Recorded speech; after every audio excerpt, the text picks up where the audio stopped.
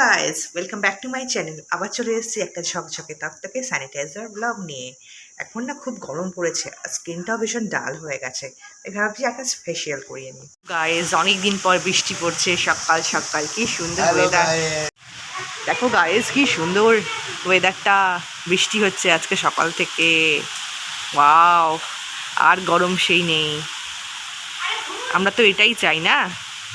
এখন পড়াশোনা করছে কেমিস্ট্রি। এই যে নীল পুজো তো শুক্রবারে। হ্যাঁ, নীল পুজো শুক্রবারে।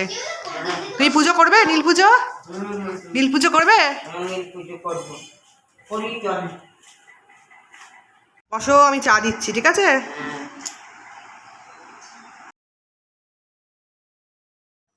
এখন আমার মুখের মধ্যে ক্রিম লাগানো হচ্ছে ফেসিয়াল করানোর জন্য। দেখো বন্ধুরা,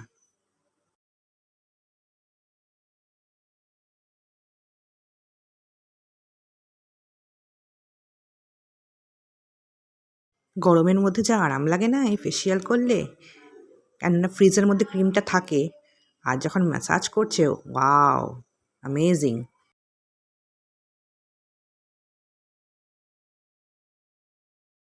ম্যাসাজ করতে করতে আমার যা অবস্থা হচ্ছিল না, মনে হচ্ছে কি ঘুমিয়েই পড়ি, এখন ঘুমিয়েই পড়বো।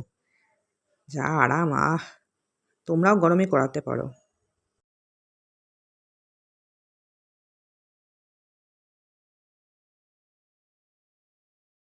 দেখো, ক্রিমটা আমার মুখের মধ্যে খুব ভালোভাবে মাখানো হয়ে গেছে।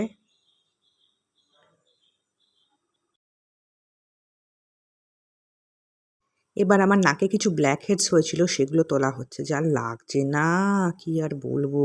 উফ, মনে দেখি জীবন বেরিয়ে যাচ্ছে। তারপর ভীষণ জ্বলছিল। ও আমাকে একটুখানি ক্রিম দিয়ে একটু বরফ দিয়ে ম্যাসাজ করে দিয়েছে নাকটা। আবার ম্যাসাজ করা হচ্ছে ক্রিমটা দিয়ে ভালোভাবে ফেসিয়ালের পর্বটা সেটা করানোর জন্য। তারপর লাস্টে মাস্ক দেওয়া হবে, লাস্টে কমপ্লিট হয়ে যাবে ফেসিয়াল। আমার মুখে যত ময়লা ছিল না, সব উঠে গেছে। সত্যি, যারা এসব করে তাদের কিন্তু যথেষ্ট খাটনি হয়। আমরা বুঝতে পারি না, কিন্তু এই ধৈর্য ধরে ধরে এতক্ষণ ধরে ম্যাসাজ করা চারটিখানি কথা নয়। তারপর আমার মুখটা দেখো বন্ধুরা, মুছে দেওয়া হচ্ছে ক্রিমগুলো, যত এক্সট্রা ক্রিম আছে মুখের মধ্যে সবগুলো।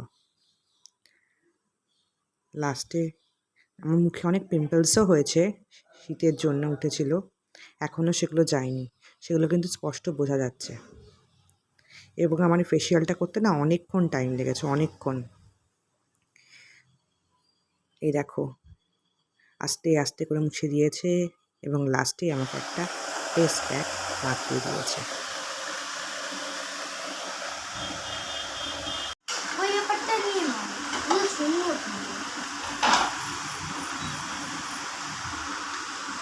ব্লগটা যদি ভালো লাগে থাকে তো প্লিজ সাবস্ক্রাইব করো, শেয়ার করো এবং অবশ্যই কমেন্ট করো।